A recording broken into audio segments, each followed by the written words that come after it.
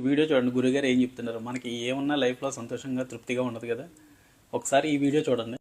నీకు ఈశ్వరుడు ఎప్పుడు ఏమి ఇచ్చాడో దానికి తృప్తి పడు. ఆ తృప్తికి కారణం ఉండక్కర్లేదు. ఆకలి సరిగ్గా లేదని 1000 రూపాయల మందులు వేసుకుని ఏడుస్తున్న వాళ్ళు కోట్ల మంది ఉన్నారు. వేల పట్టున ఆకలేస్తోంది, సంతోషించు. దాహం వేస్తే మంచినీళ్లు లోపలికి వెళ్ళక మధ్యలో కన్నం పెట్టి గొట్టం పెడితే ముక్కులోంచి పోసుకుంటున్న వాళ్ళు ఉన్నారు. గుటుక్కు నీళ్లు తాగితే లోపలికి ఎడుతున్నాయి, సంతోషించు. రాత్రి తిని పడుకుంటే పొద్దుడికి కడుపులో పోట్లు వచ్చి జీర్ణం అవ్వక ఏడుస్తున్న వాళ్ళు 1,00,000 మంది ఉన్నారు. తిన్నది గుండ్రాయి అయినా సరే తెల్లారేటప్పటికి జీర్ణం అయిపోతోంది, సంతోషించు.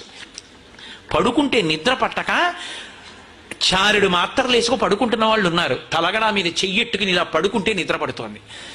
పుస్తకం ఉంటే తప్ప మాట్లాడలేని వాళ్ళు ఉన్నారు. వేదిక ఎక్కి కూర్చుని మాట్లాడడం మొదలు పెడితే గంగా ప్రవాహంలో వస్తోంది, సంతోషించు ఈశ్వరుడి కారుణ్యానికి.